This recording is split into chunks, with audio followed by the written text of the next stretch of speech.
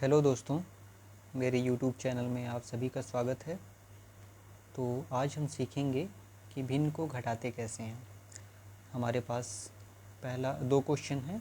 इसमें से पहला क्वेश्चन 4/3 - 1/2 और यहाँ पे दूसरा क्वेश्चन है जो 3 पदों में है। तो पहला पद को घटाने का तरीका अलग है और दूसरे पद को घटाने का तरीका अलग है। तो चलिए सबसे पहले क्वेश्चन को लेते हैं और उसको घटाने का मेथड क्या होता है उसको हम लोग जानेंगे। तो सबसे पहले 4/3 - 1/2 इसको घटाते हैं। तो सिंपल सा है, हम लोग पहले तिर्यक गुणा करेंगे। 3 का गुणा 1 के साथ, इसका गुणा इसके साथ करेंगे तो 3 × 1 = 3, बीच में माइनस है तो माइनस करेंगे। फिर 4 का गुणा 2 के साथ तो 4 दूनी 8, फिर ये है।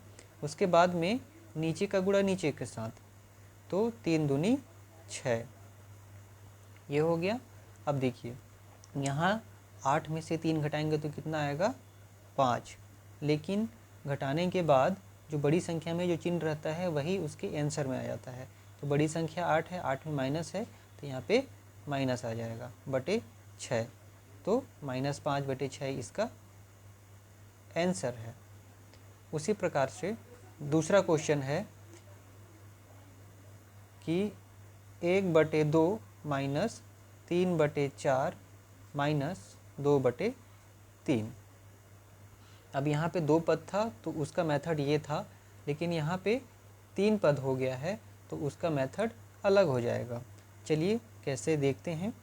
तो सबसे पहले ऐसे 3 पद वाले संख्या को घटाने में नीचे का जो हर है उसका पहले एलसीएम लिया जाता है, लघुत्तम समापवर्तक। तो चलिए एलसीएम निकाल लेते हैं। 2, 4 और 3 का 2 से पहले भाग देंगे, 2 × 1 = 2 और 2 दूनी 4, 3 नहीं कटेगा तो 3 ही रहेगा। फिर 2 से भाग देंगे, ये 1 वैसे उतरेगा, 2 × 1 = 2, 3 वैसे उतरेगा। अब 3 से भाग देंगे, 1 या ये 1 और 3 × 1 = 3। अब यहाँ पे इसका एलसीएम देख लेते हैं। 2 × 2 × 3, 2 दूनी 4 और 4 तिया 12। इसका एलसीएम कितना आ गया 12। अब इस एलसीएम को हम यहाँ लिखेंगे, इस प्रकार से लिखेंगे। उसके बाद में क्या करेंगे कि 2 का भाग 12 में देंगे तो नीचे वाले का भाग इसमें देते हैं और जो आंसर आता है उसको ऊपर वाले से गुणा करते हैं। तो सबसे पहले चलिए 2 का भाग 12 में देंगे तो कितना आएगा 2 × 6 = 12, 6 बार। तो अब 6 जो आया उसको ऊपर वाले से गुणा करेंगे तो 6 × 1 = 6, फिर बीच में माइनस चिन्ह है तो माइनस करेंगे। उसके बाद में 4 का भाग 12 में देंगे तो 4 तिया 12 और जो 3 है उसको ऊपर वाले से गुणा करेंगे तो 3 तियाई 9। उसके बाद में फिर माइनस का चिन्ह है तो माइनस करेंगे। अब 3 का भाग 12 में देंगे तो 3 × 4 = 12, 4 आया, 4 का गुणा फिर 2 से करेंगे तो 4 दूनी 8। इस तरह से हम लोग का ये आ गया। उसके बाद में क्या करना है कि इसमें देखना है कि माइनस माइनस कौन सा है और प्लस प्लस कौन सा है। प्लस प्लस को अलग जोड़ना है और माइनस माइनस वाले को अलग जोड़ना है।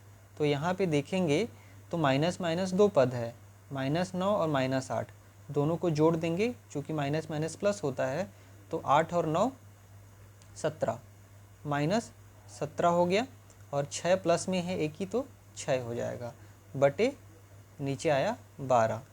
तो यहाँ पे अपन को 17 में से 6 घटाना पड़ेगा। 17 में से 6 घटाएंगे तो बचेगा 11, लेकिन मैंने यहाँ पे बताया था कि बड़ी संख्या जब का जो चिन्ह रहता है वही आंसर में चला जाता है।